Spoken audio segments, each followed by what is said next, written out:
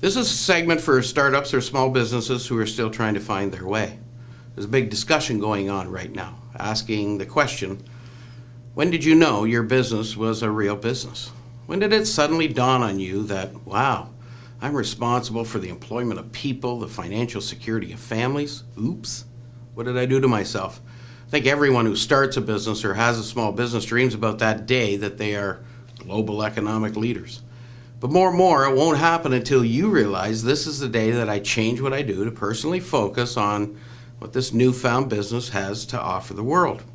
So a key indicator of when a business owner has reached the tipping point in terms of growth is when the role of that leader starts to change. Zoe Pedden, the CEO of Insane Logic, a company that provides a communication tool that helps deliver speech and language therapy online, said, I spent the first 2 years in a spare room in the house until last year when we got some angel funding and I was able to get an office and a team.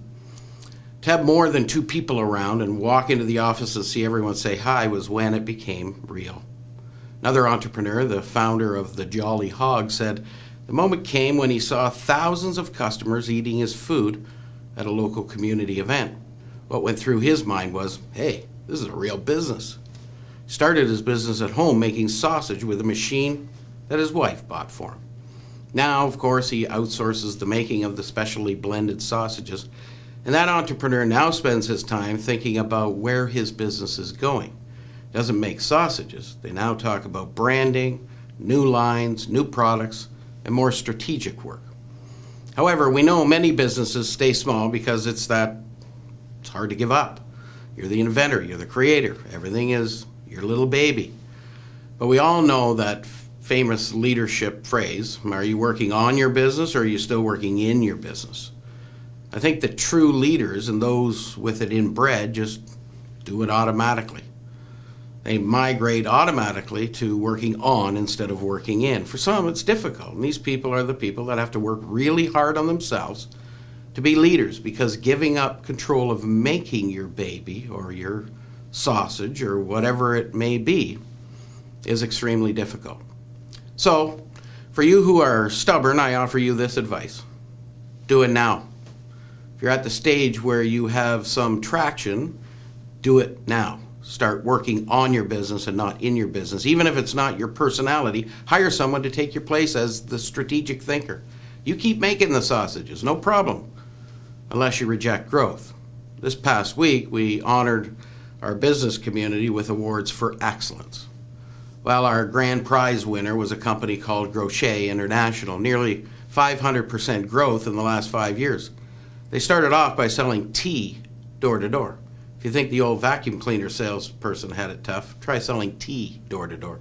The owner's husband said in the acceptance speech that once the company got to 500 in annual sales, $500, the audience largely laughed, they moved up to the dining room from the laundry room, and when it got to $1,500 in sales, wow, we moved into the garage. The business went crazy. Today they have 4 warehouses across Canada. They're in 28 countries in the world, have nearly 50 employees. The thought wasn't to make a business. The thought was to be bolder. The company's mission statement is they simply want to spread joy to others in the world. It wasn't focused on profit because the business became a business and the leadership knew exactly what to do. So they became strategy thinkers, figuring out ways how through their business and their mission statement they can change the world, one country at a time. They have a clean water project they started in Sudan and Kenya and other areas of the world. It reminds me of one of my earlier segments, give more than you get. But the owner now says they don't worry about sales and profitability. They worry about where they are going. Sales and profit will always follow that strategy if it's right.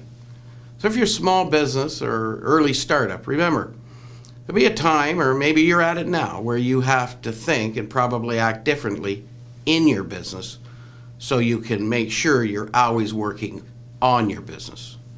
And I'm Greg Durocher, and that's a moment for business.